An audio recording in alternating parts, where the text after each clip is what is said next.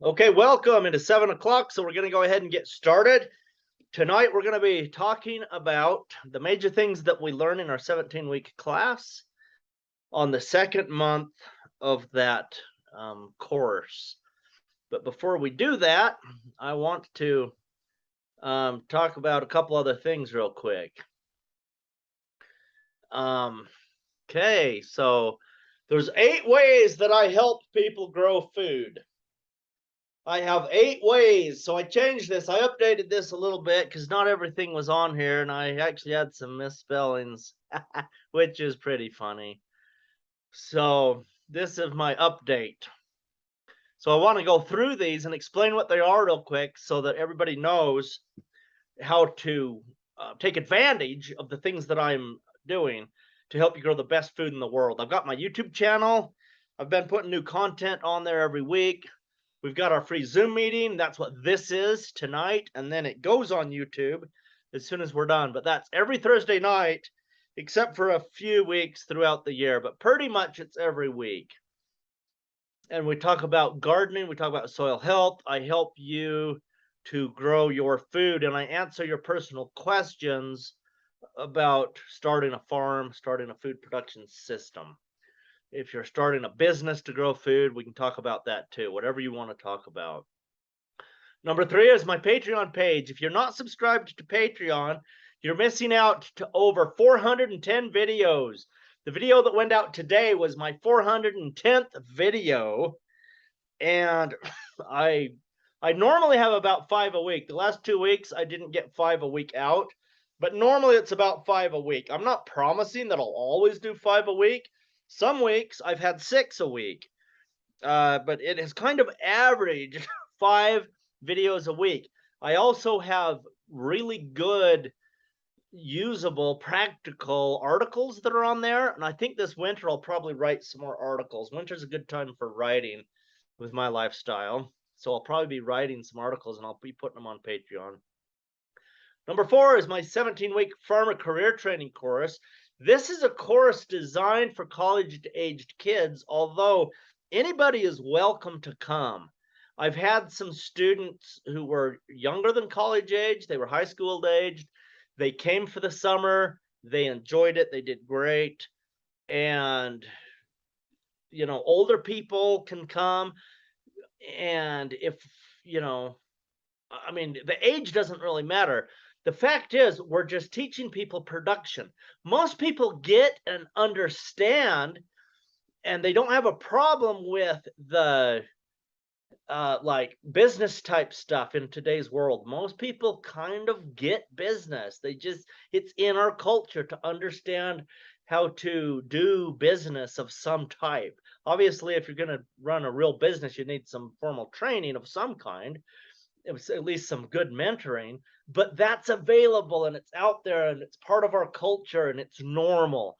But when it comes to food production and actually growing food, planting seeds, knowing what to do with the soil, harvesting, um, getting the food to people so that it's good and high quality, that is not a part of our culture so much anymore. And that's something that's frustrating to people, because I've had people who've come to my classes and then they said, "Oh, this is so great. We're going to go home and we're going to do this thing." And they got 30 or 40 or whatever people giving them money to sign up for a CSA type farm business. And then they struggled to produce the food and grow the food because they thought it'd be easy to grow a garden. And it wasn't. It was a real struggle for them. And so that's why this 17-week farmer career training was born, is because people need to learn the production side of it. We need thousands more farmers in the world today. We don't have enough farmers. We need tens of thousands more farmers around the world to be able to grow the best food ever. That is what the future absolutely needs. And so that's what the 17-week farmer training course is about. Number 5, I am a soil laboratory doing soil testing to help you get the soil balanced properly so that you can grow the best food ever. Really, the thing here is to create a functioning soil for you. I can help you understand if your soil is functioning or not. That's what I do with my laboratory. I analyze your soil with a microscope, and then we can figure out what you need. And then number 6, I do consulting work. So if you're trying to put something together, a business, farm, any kind of a food production system, get a hold of me. We can talk. And then I've got my boot camp. So my boot camp is a 2 or 3 day event. Sometimes it's 2 days, sometimes it's 3 days, depending on when we do it. And we put the we put this thing together so that we are able to have people here on site for a couple of days, and I try to teach them everything I know. Really, we want you to go home having done every step to produce a functioning soil and to grow your food the best way that you possibly can. So you're here, you're on site, you go through every step. Now, once you get home, if you don't practice it, I can't guarantee retention, but while you're here, you will do each step to create a functioning soil and to grow food in a way that will give you the most nutrient dense food ever.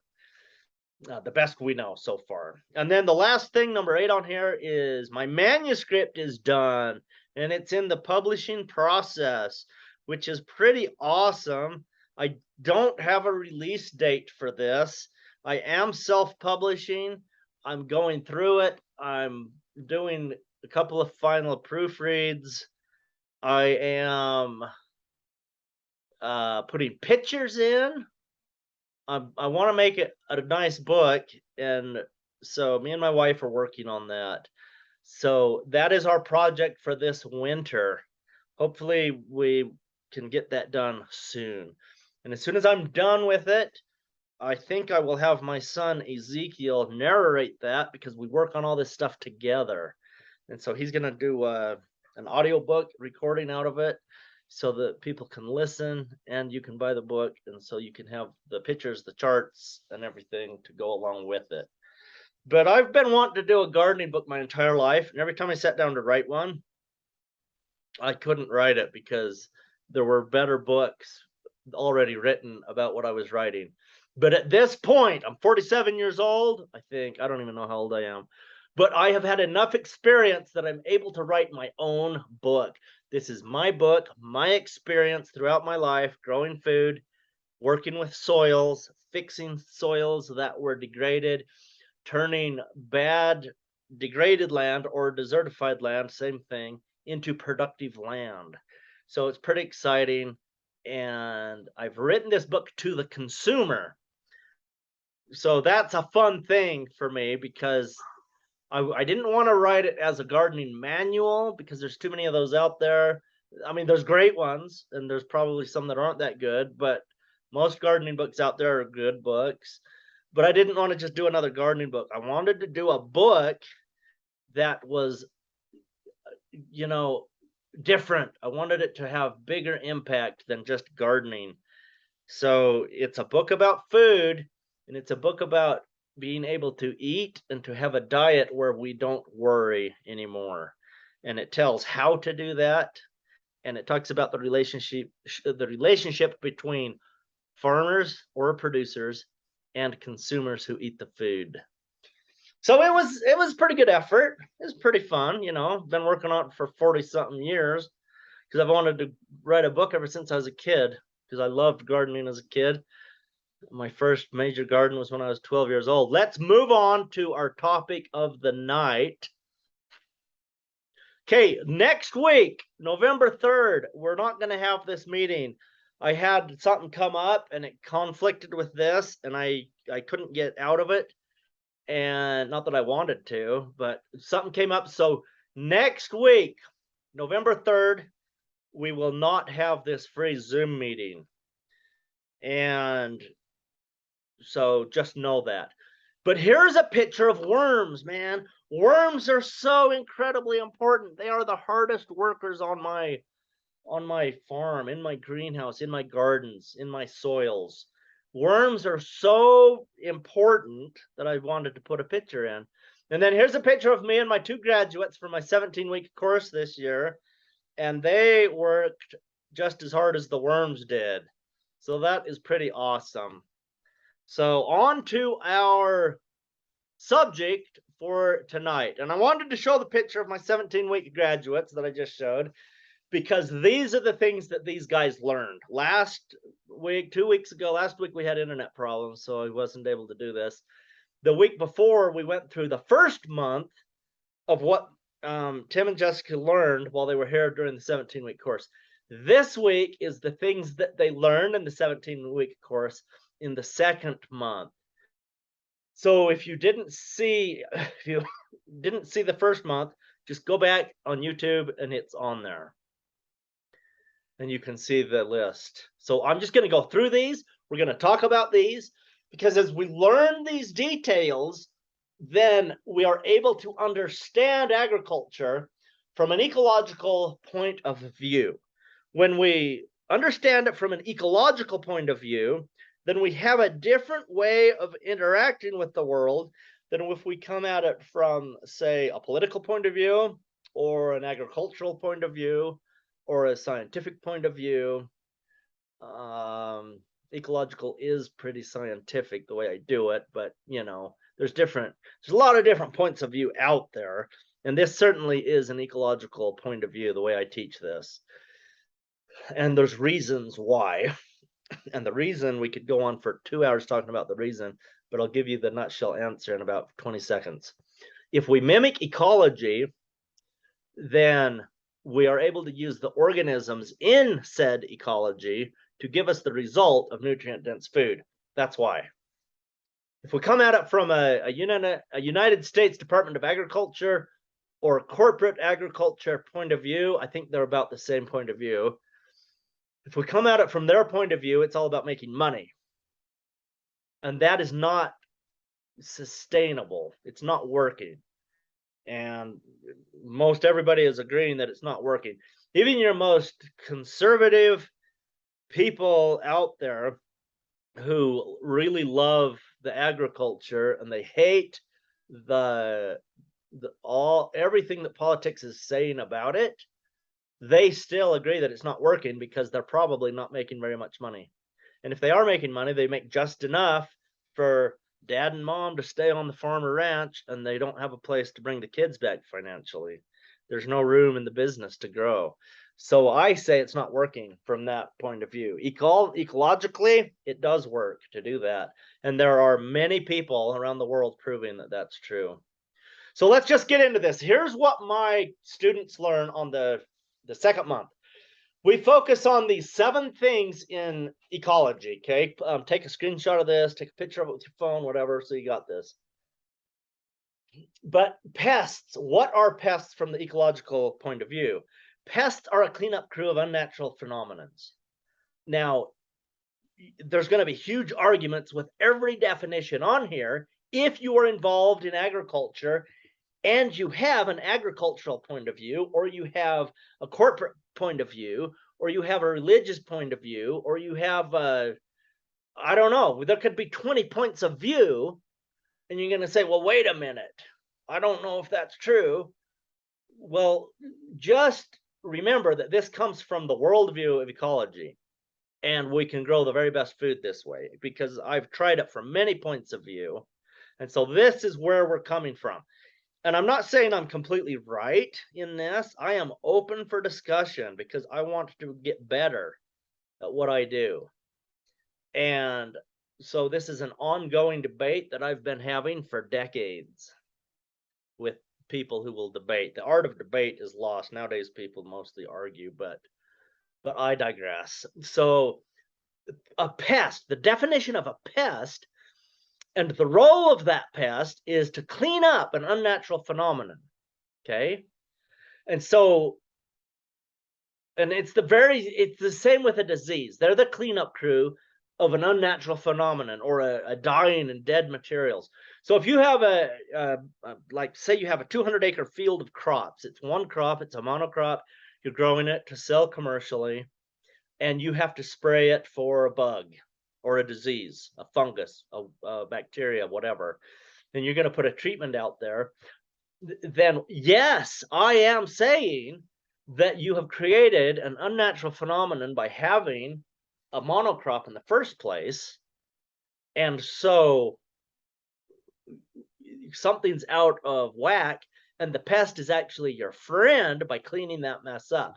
Now, if you're losing your crop, which loses your livelihood, which loses your finances, which messes with your every happiness in your life, then that's a whole different discussion we're having. And I'm not saying that it's a great thing for livelihoods to be destroyed by pests. That's not what I'm saying at all. Okay. Let's move on to number 3, weeds. The ecological role of a weed is to quickly create biomass on soil that has been disturbed. So if you go into nature and you look at nature and you find a place where Mother Nature has some kind of a problem, a volcano, a flood, an earthquake, if a forest fire, if something has disturbed the soil and the soil is now bare, weed seeds will germinate quickly and they will create biomass to cover that soil, and then it jumpstarts the system so that it can heal. So weeds are our friends from an ecological role. All right. And that, I mean, 20 years ago, that would have made me mad if somebody said that, because I did not understand that weeds could be good. But now I like weeds and I actually use them to do certain things for me. So that's a pretty great asset to have. Taproots. Taproots are things like carrots, parsnips, thistles, daikon radishes.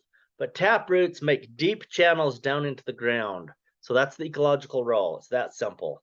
Just makes that deep channel that goes down in the ground. We want that because water will infiltrate in that channel. Microbes will go down in there. Bugs, insects, earthworms can get down in there. And it makes it so that fibrous roots can grow in those taproots also. So that's a good thing. Oxygen is our number one nutrient in the soil. And if oxygen can't get in there, then we have serious problems with a functioning soil. So the taproots make channels for oxygen. Fibrous roots, they are our carbon collectors, and they will put carbon deep into the soil. So if we can get some warm season grasses that have super deep taproots, fibrous roots that are going 20 feet in the ground, or 15 feet, whatever, different species go different depths, but if we can get them going deep into the ground, they're going to take a massive amount of carbon from the atmosphere. They put it into that ground, that turns into food for microbes, which convert that into fertilizer for our plants. We never have a fertilizer bill again. So the fibrous roots are very, very important. Our tap roots and fibrous roots, we've got to have that in our production, in our plans, our yearly plans. And then rhizosheath. What is the ecological role of a rhizosheath? A rhizosheath is when you dig up soil, a plant out of the soil, and you lift the plant out and look at the plant root. The root should be covered with soil. And the reason it's covered with soil is because the glomulin, which is the glue that bacteria make, they glues those microaggregates to the root hairs. And so if you dig up soil and you just see nice white roots that are clean, you don't have enough microbial activity. Creating a rhizosheath, you're probably going to have to add fertilizer to get good growth in those plants. So that's one of the first things I do when I'm consulting is I'll take a shovel out there, we'll dig in the ground, and I will look at your roots to see if you have a rhizosheath or not. That's one of the first things you want to do. And then number 7, climax community. Climax community is a community where succession stops, and that community stays in a particular succession for a long time. And so as long as that that community, that ecological environment is healthy, then the climax community is the It's just the way it stays. So I'm going to give you an example so you can understand this. Um, the redwoods is a climax community of an old growth, late succession community. So let's think of a different one. A climax community would be the Great Plains 300 years ago before we shot all the buffalo, and it was a grassland, and it stayed a grassland because there was a keystone species that would come along and keep the trees from growing. So it stayed in a mid-succession state of grass, and the keystone species was the buffalo. So because of the buffalo and what they did to the grassland, it did not go into growing a huge forest all across North America, which it could have, but the buffalo stopped that from happening. So the climax community was a mid-succession of uh, the perennial warm season and cool season grasses growing together. But it was a healthy ecosystem. And the reason that's important to understand in our food production is because that's what we want to create in our gardens. Because if we could create a climax community of fruits and vegetables, it takes most of the work out of growing food. It's just a matter of planting and harvesting, and we don't do a lot of other stuff, which is pretty awesome. And there's not a lot of people doing that nowadays, but that is one thing that we are doing research on, is how to make that happen. Because we want food to just grow spontaneously without a lot of extra work, and then we can focus on other things. And then number 8, and this is a question: what is the one organism that can stop desertification and how? And the organism that fills that ecological role is the human being. The human being is the only creature that stops desertification. I've heard a lot of very scholarly, very educated people say if humans were suddenly gone from the earth, all species would thrive. That is true if you have a non-brittle environment, but it is the opposite in a brittle environment, and the majority of the earth's land surface is a brittle environment.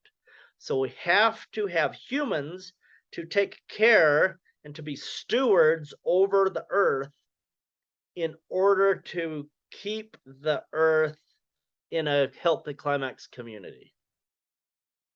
And this is a very solid theory. This is what a layperson would say is a fact, like gravity.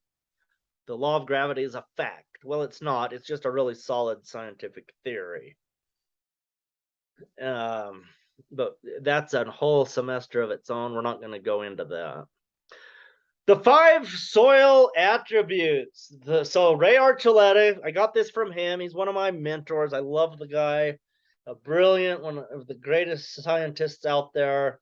I love the work he has done. And he came up with these 5 things to think about that are the attributes of the soil. The soil is alive. The soil is self-healing.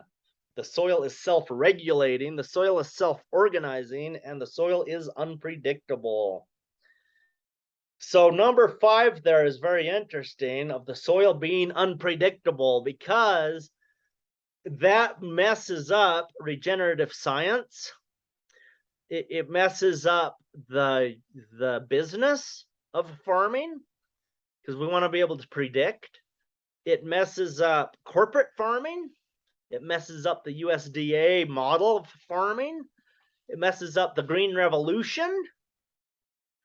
Because if we can't predict what's going to happen, then we don't have control over our harvest. And if we don't have a control over a harvest, then we are in trouble if we can't sell our crop because it didn't do what we thought it should have done.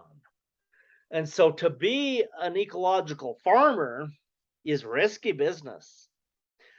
But after saying that, the ecological farmers, a lot of people are calling themselves regenerative farmers, and I would say they're the same thing. I'm talking about the same group of people.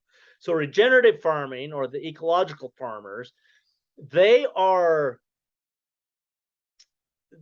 showing that this is the very best way to grow food. Yes, it may be somewhat unpredictable, but we don't have to understand everything about it. And anyway, we have great discussions in our 17-week course about those 5 things. So let's move over to the tools. So tools. These tools, let me think here. I think everything in this on this slide here is in my book that's coming out soon. But I talk about these tools, how to use them, what to do, what you can do on your own land if you're not producing food. This helps you to understand how to find a producer who is using these things. But anyway, tools, compost. Compost, the tool of compost is an inoculant. To inoculate means to introduce something. Okay, so the tool of compost is to inoculate your soil or your plant's leaves with the microbes that will decompose, that will remediate pollution, that will mineralize minerals, making food available for plants. So that inoculant does a lot of amazing things. Now, fertilizer is a nutrient. So can compost be used as a nutrient? Yes, it certainly can, but we shouldn't call it compost if we're using it as a nutrient. We should call it a plant food or a nutrient or a fertilizer,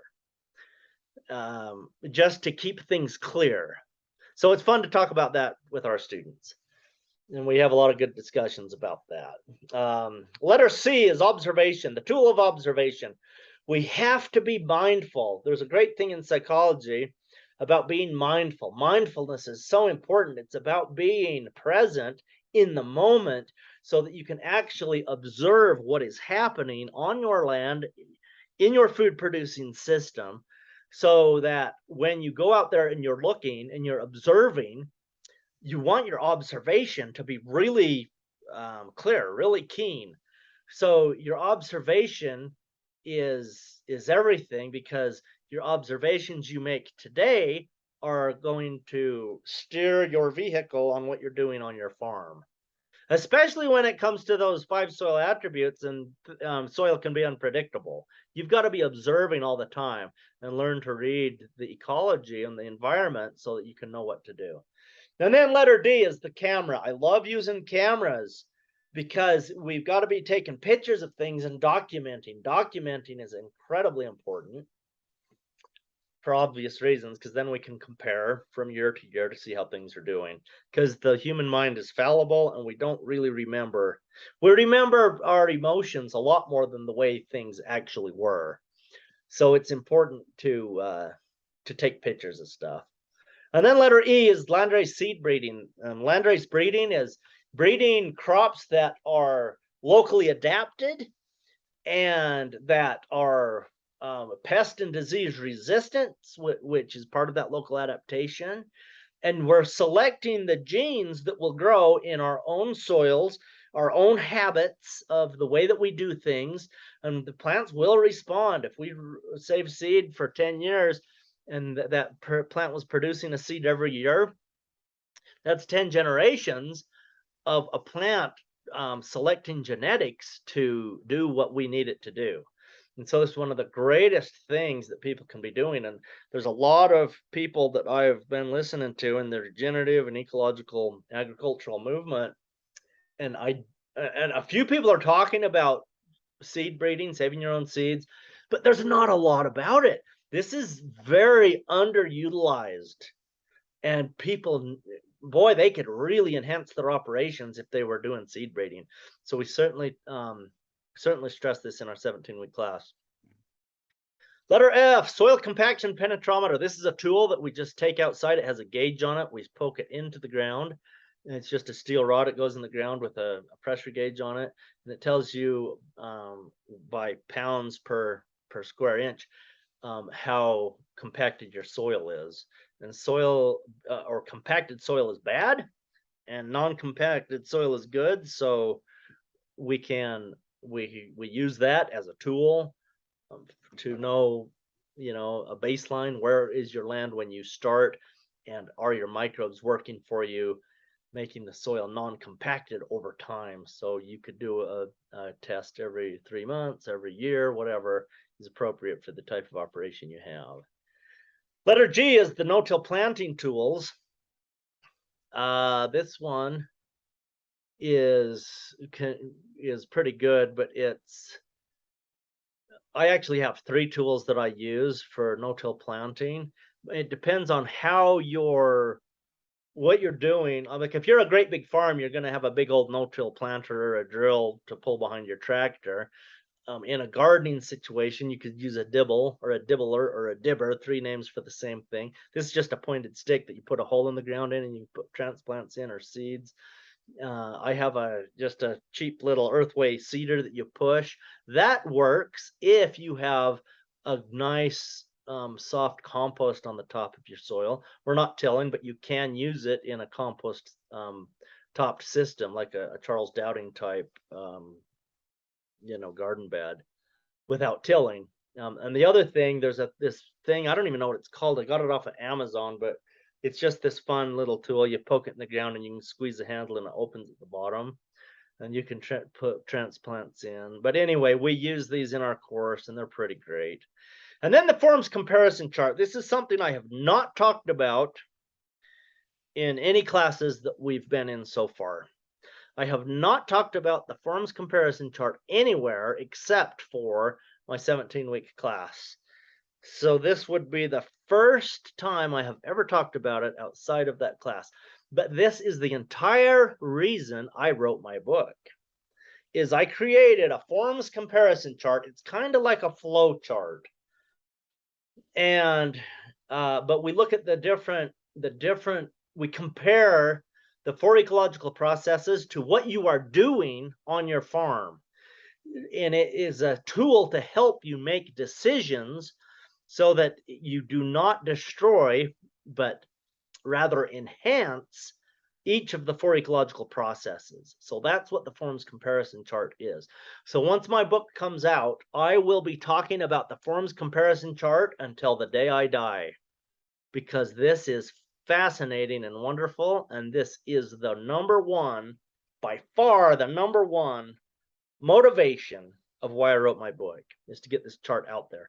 And every chapter in that book helps to explain and clarify the forms comparison chart. And chapter 6 is simply the chart with a couple of instructions on how to use it. And then I is livestock. So we got to have livestock as a tool. And it's fascinating because like, let's say Dr. Elaine Ingham, one of the great scientists of our time, she says that her number one tool is compost, because of all the great things you can do and because you can get the microbes into the soil. And then Dr. David Johnson, he's another one of the great scientists of our time. He said he promotes compost, a little bit different method, but same type of thing as Elaine Ingham, because it's getting the microbes out there. That's the point of both of them. The compost is a little bit different. We already did a class on comparing the differences in those 2 products. But it was awesome because Dr. Johnson, after teaching and doing all this stuff, all this work, years of work of building the compost and teaching people how to do it, he made the most profound statement one day that has to do with livestock. He said, I cannot compete with people who have livestock.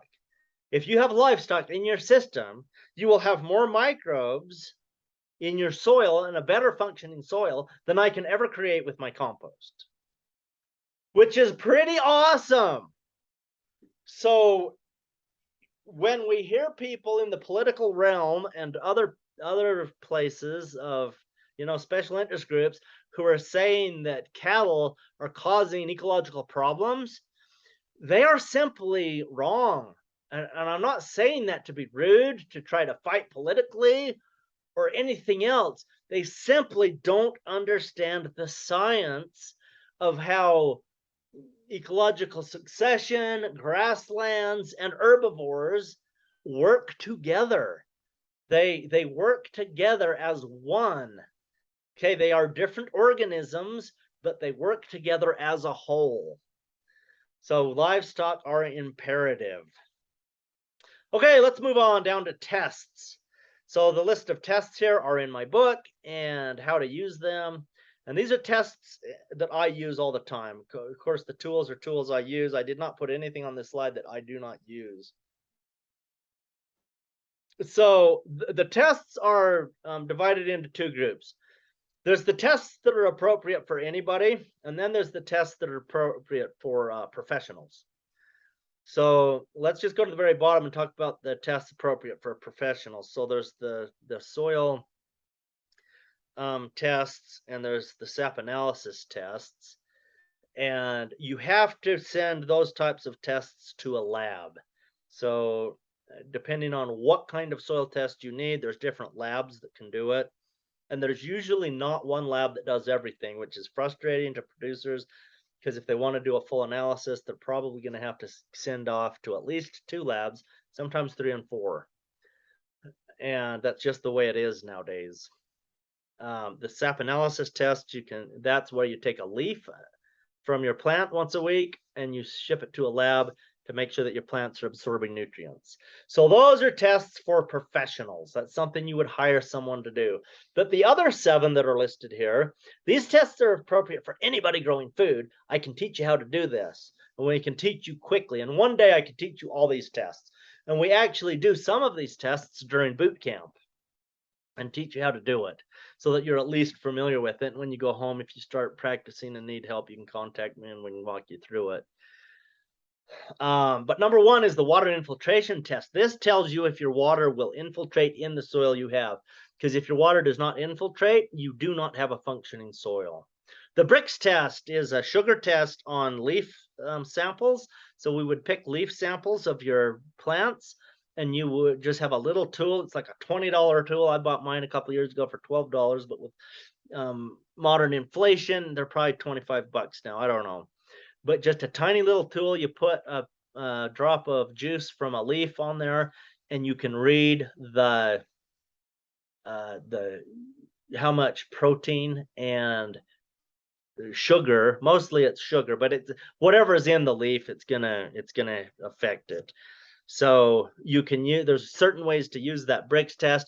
You could measure it once a week. You could measure it 5 times in one day to see if it's changing as it gets different amounts of light, as the light intensity from the sun changes from different times of day, which tells you different things about your leaves. And then there's the slake test. Slake means to be saturated. So think if you're super thirsty and you get a drink of water. If you get a drink of water after being thirsty and you are satisfied, then you are slaked. So a slake test is a test where you hold water. So what you do is we take a piece of soil, a clod of soil from your soil that you're testing, and then from your garden or wherever, it could be a pasture, a garden, it could be any soil, and you would take a clod and you would let it dry out. So you would just let it dehydrate all the water out for a week or two till it's completely dry, and then you put it in the test tube, which is a great, like I use a 2-quart jar, one of the big ones, and I suspend it on a little piece of hardware cloth on the top, but it's under the water. And what you're seeing is when the clod is saturated with water, what does it do? Does it hold together or does it fall apart? And that this tells you if your microbes are working in your soil. And it also tells you if your soil will erode if you get too much rain. It tells you a lot of things. So it's a very good test to know. Then there's the shovel test. This is one of the best tests there is. You want to take a shovel, you go out there, you dig up the ground, and you just do a lot of observation. You could do an earthworm count. You look at the different horizons of your soil. You look at the color, the flavor. Yes, I said flavor. You want to taste your soil. You don't have to. If you're worried about something or if you have allergies or whatever, you don't have to taste your soil. But if you do learn to taste soil, it can tell you things about it.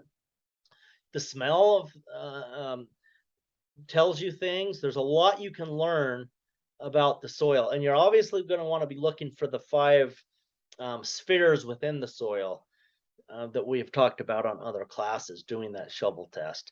And then number 5 is the species count and identification test. So this test is the one that takes the longest. We take a 100-foot tape measure, we stretch it out tight on a piece of land. If your garden was smaller than that, then you would just go across to however long your garden is. But I like in a larger field, I like to go 100 feet, and then we count like every couple of inches, and you see what's under each number, like every 3 inches, and you would count how many plants are under there, and you would count the total. You would see if there's bare ground compared to plants, compared to litter of any kind covering the ground.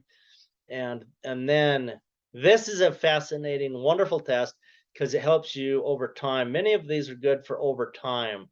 So if you did this twice a year for 10 years, you would have data showing if you are healing the land or turning it into desert. And then the species part of it, you know by which species there are, what succession you're in, because generally early succession species are not growing in late succession soils. And so we can know a lot by that species count and identification test. The plot planting test is a good one because this tests your soil. So you would go out there and you would do the very same thing by planting your land. And so you would plant one thing on your piece of land, but you would see if your 2 different places that you're testing, if they are reacting differently. And so it would tell you if your soils are different. So if you put lettuce on bed A and on bed B, and lettuce on bed A thrived and lettuce died on bed B, it would tell you there was something different bad about bed B. So a plot planting test, and you can set this up, yeah, probably in hundreds of ways to figure out the differences in your soils. So there's a lot of ways you can do that, but I like to do this in small garden areas, especially the greenhouse. And then there's the side-by-side comparison test. And this one tests the plants. So you would use one piece of land. So in a greenhouse, if you had raised bed A or whatever, then you would plant different plants in the one bed because you already know what the soil is doing, or the time of year. For instance, this year I tested lettuce. I tested like 6 types of lettuce in the hot summertime to see which ones would grow the best in the hot weather. So, and that helped me to understand the variety of plant that was doing the best. So there is an overview of what we study in our 17-week course on the second month. And there you have it. Let's open this up for questions. And again, I tell you this every week, but you can ask me questions pretty much about anything. And so please just feel free to ask anything you want. I'm going to open up the chat here so I can see it. Stephanie says, where can I get a soil compactor? I think what you meant was a penetrometer. If you actually want a compactor, which I don't think you want, you buy those from Construct. Actually, the best soil compactor is called a rotor tiller. A penetrometer, I just ordered mine off Amazon. Just get in there and type in soil penetrometer, and they will come up. It has 2 handles on it. It has a gauge on the top. You push it down in, and they're a pretty good tool. They're kind of expensive. They're probably $100. I don't know. I haven't priced them recently, and I forgot what I paid for mine. But yeah, good question. Let's see, what other tools? The bricks testing tool The bricks reader, that's called what do they call those? Um, it's not called a bricks testing tool. It's called oh, I can't think of it. I know it as good as I know my own name, but I get those off of Amazon too. Anyway, Ezekiel, are you there? Do you remember what a bricks tester is called? I don't, sorry. Oh, that's driving me nuts. It has something to do with shining light through the leaf. It's a photo photo gauge or something like that. I Yeah, don't know. that's not it. That's anyway, whatever. Okay, any more questions? Go ahead and unmute yourself, ask your question. You can type them into the chat box here. I have a question. So this is the first time I've been running my own garden for a full year, and I am not 100% sure on getting my garden like ready for spring at the beginning of the non-growing season.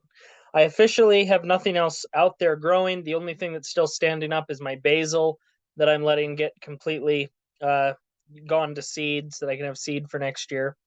I know that there are areas that I want to put more litter on top of, and so I got some big straw bales to put out there. I'm wondering if there's any like specific things I should be aware of in this process. I know that's a massive question that deserves its own class, probably, but still. So, yeah, I mean, you're totally doing the right thing.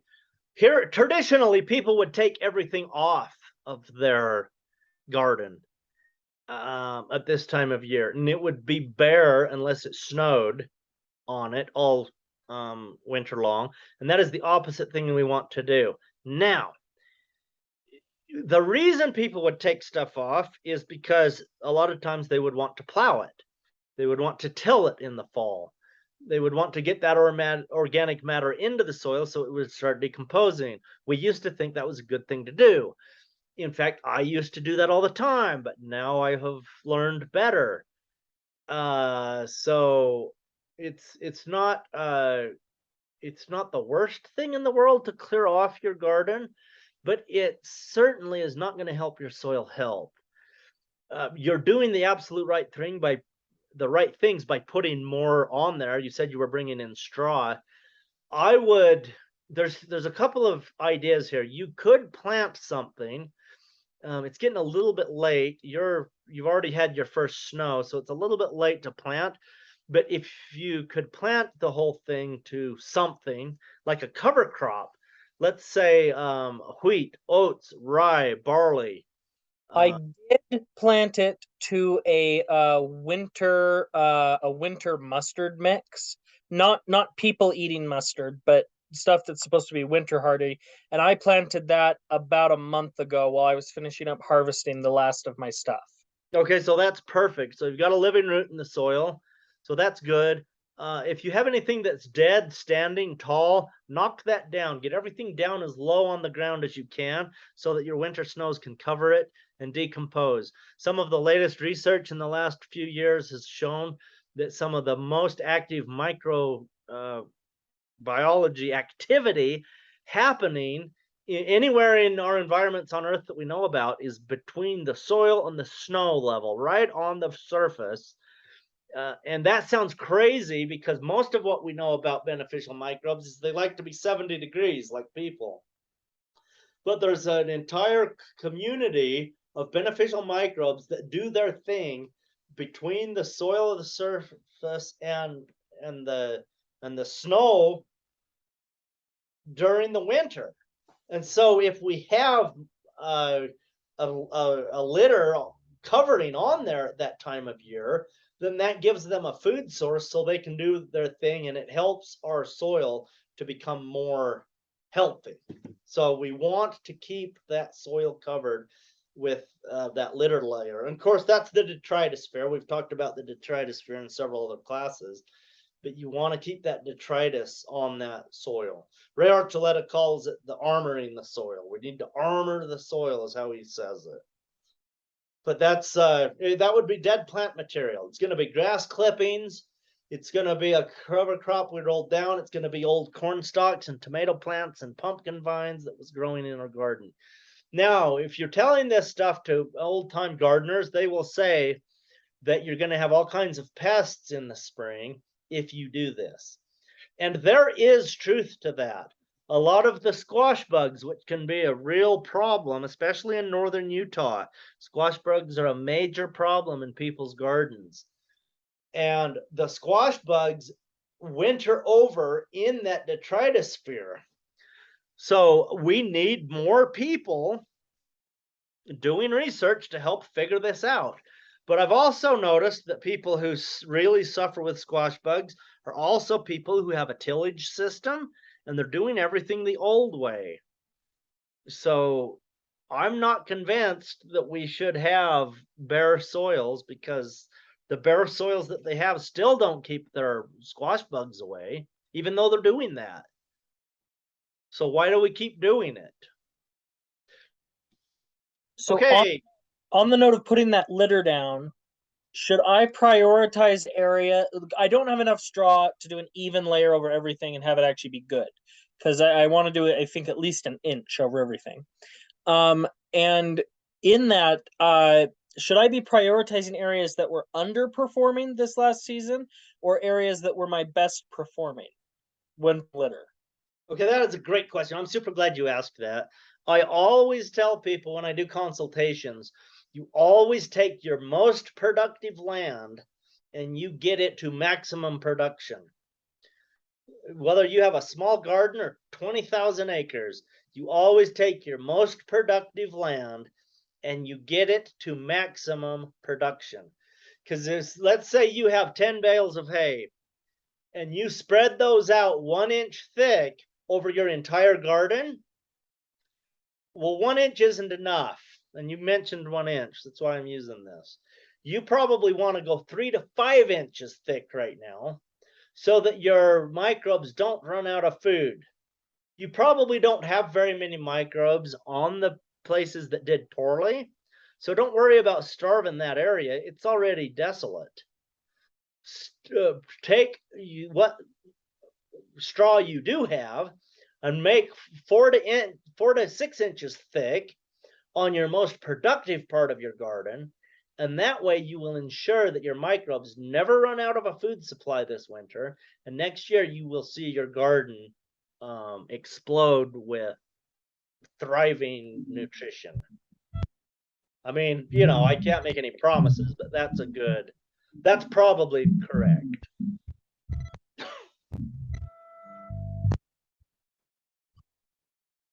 William, I had some questions for you. Okay, go ahead. So I found spider mites, which I don't know if anybody knows, they're not good for healthy pine trees. They make them unhealthy, they kill them. But my pine trees are only 5 feet tall. And I was told that I could spray tobacco on it myself because I don't. They're not that big. What do you think? Yeah, if tobacco will kill them, go ahead and do it. I don't know. I've never heard that before, but if somebody told you that'll kill them, do it. It's a good thing to kill those spider mites. But you've got to understand, anytime we spray anything, even if it's super safe and healthy like tobacco, then you've got to understand that you're treating a symptom. So it's Alan Savory said it this way in his book, and he's probably the smartest ecologist alive today. He said, if I'm walking around and I keep hitting you on the head with a baseball bat, and you are taking an aspirin every time I hit you, then you are treating the symptom. The more appropriate thing to do is to stop me from hitting you with the baseball bat. And this is a silly example, but it really helps us to understand what we're talking about. So why are the spider mites there in the first place? And if we can address that, then we can really start to fix the problem. And I don't know why those are there, but I do know the conditions that spider mites live in. They love hot, dusty conditions. So do you have, I mean, I know you live in a neighborhood in northern Utah. But do you have dusty conditions? Is there a dirt road near you? Do you have neighbors who stir up dust? Does something in your yard make dust that gets on those trees and then the dust is sitting there? Well, what happened is my neighbor next door, his giant 4-story pine tree got spider mites and killed it within weeks. We just watched it die. And then it took another pine tree and my brand new baby pines. They're two different kinds of pine. One's a Japanese and one's a some other basic pine. And now we have them. We didn't have them all summer. His trees went down in July, and I just noticed mine getting the spider mites just this month in October. And my follow-up question to that is, it's cold. Even my grasshoppers and my wasps are sticking to things. They're not moving. So how desperate do I need to get that tobacco on to kill the spider mites? Okay, Stephanie, so can you actually see the spider mites when you go out there and look at the...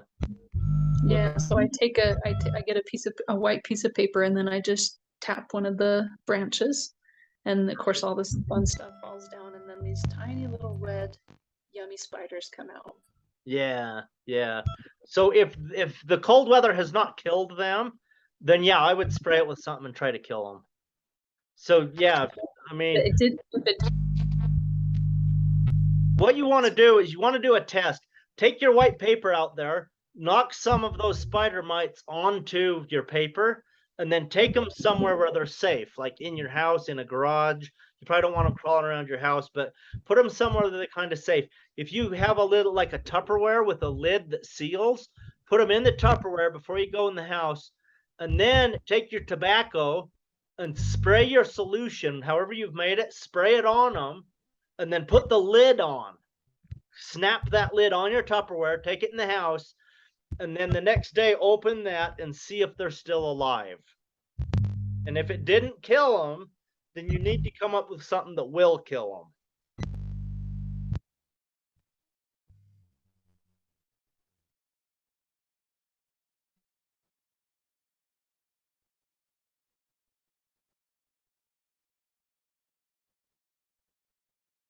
All right. Any more questions?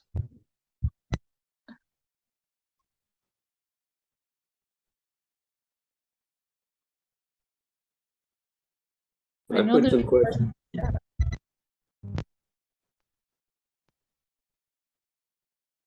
All right, go ahead.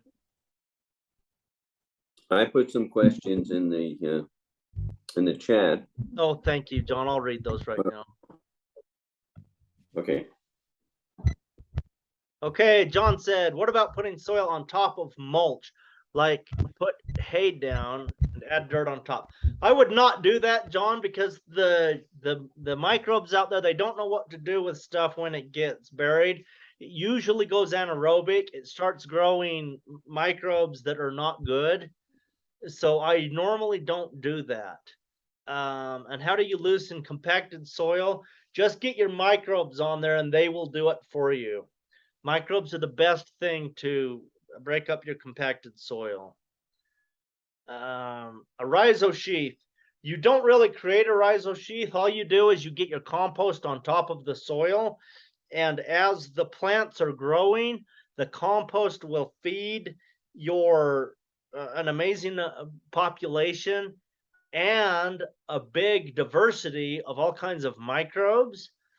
And then the rhizo sheath just appears because there's so many bacteria and fungus that the rhizo sheath is just there. So we don't do anything, like we don't make a rhizo sheath. We just inoculate with the compost, and then the microbes are present, and then they will create a rhizo sheath. So when we dig in the ground and we pull up a root, if we see the rhizo sheath, then that is an indicator that we have a good microbial community in the soil. If we don't see it, then it's an indicator that we need to add more compost. And the way to increase more microbes then is to add compost. Is that Yeah, Is that that's right? the Is that fastest way, yes. Microbes are like any other livestock. Microbes need food and water. So never let your soil dry out. It always needs to be moist every day of the year. And they need a food source. And the food source for your microbes are two things. One is the rotting organic matter, which is like compost or a cover crop that you roll down, grass clipping, mulch that you put on top. And the other food source is the living roots put out exudates. And that exudates that the living plant puts out is the second food source. So food source number okay? one is your detritus. Number two are the exudates. So as long as you have food and water for the microbes, you should be able to grow microbes. So you could grow the microbes without ever having any compost if you had living plants in the soil all the time, because the microbes will show up on the wind, but it could take 10 years to get a good colony compared to what you can do in 20 seconds of pouring on a compost inoculant. Okay, thank you. You bet. All right, Stephanie, did you finish your question? I think I heard a weird noise. It sounded like maybe your mic was doing something funny. Oh, I was just making a joke, that's all. But I Oh, I can't hear you again, Stephanie. is that better? Yeah, I can hear you now. Oh, I think it turned off again. I'm sorry. Why don't you just type it in to the chat, Stephanie? I'll type it into the chat. Thing. All right, Ezekiel. While we're waiting for her question, do you have any more questions? I do have one really quick question. Okay, let's do it. This one is about animal impact. So we all know that the number one way that animals impact stuff is walking on the grass and eating it, and number two is pooping. So my question is, what for animals that produce byproducts like milk, unused milk? I know that it has a lot of microbes and stuff in it. Would it be a good thing to be adding compost? Or just maybe straight on the ground as fertilizer? So you're saying if you had a dairy and you had excess milk, what to do with it? Yeah. Yeah, milk is rich in calcium and magnesium and probably a bunch of other things. So you could just use milk straight. Just water your plants with the milk because the microbes would break it down and make it available to the plants. So yeah, you could do that. You could compost it. Yeah.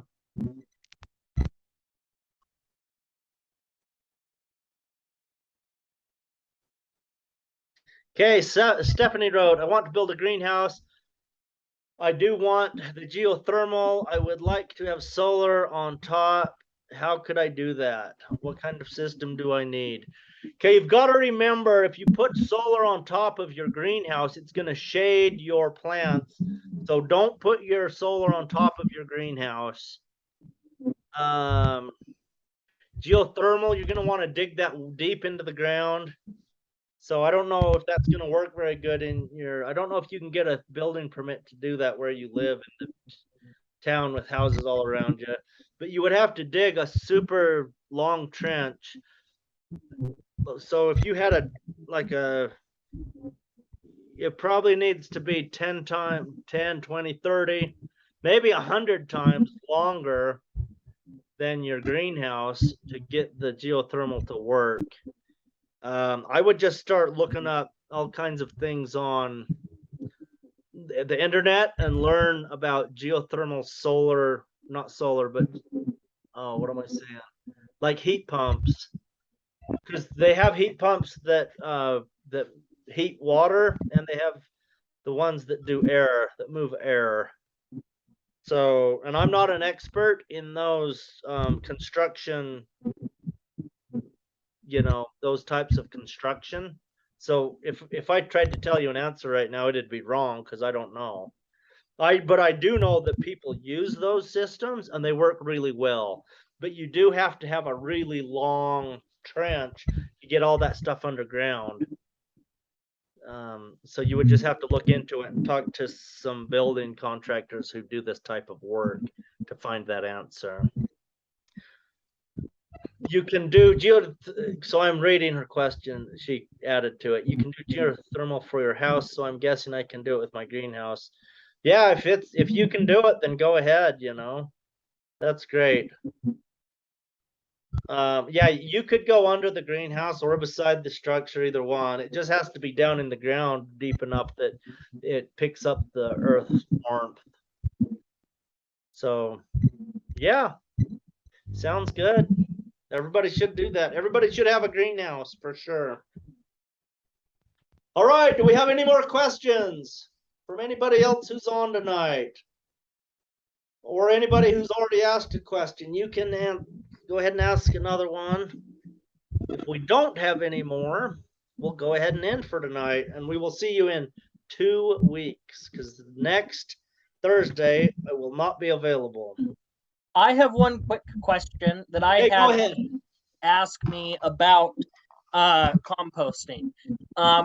And I didn't know a good answer. So he asked me, can you compost human waste? I know that there's probably some disease concerns there, but I wanted to know your thoughts on that. Okay, so yes, absolutely, you can compost it. Modern people freak out about that because it seems gross to them. But people have been composting and using human waste forever. If you get online and look up humanure, you can learn all about composting human waste, and you do need to do it properly.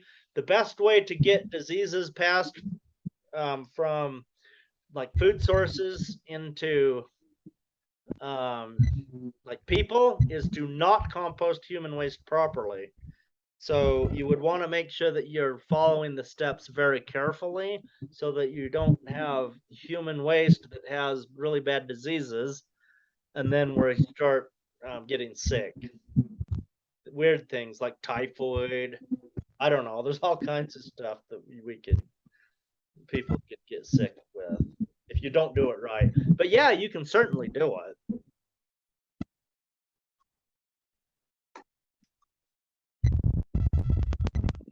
Okay.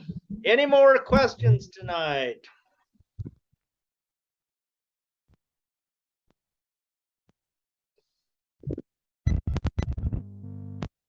Stephanie, it looks like your mic's on, but I can't hear you. So if you have a question, type it in.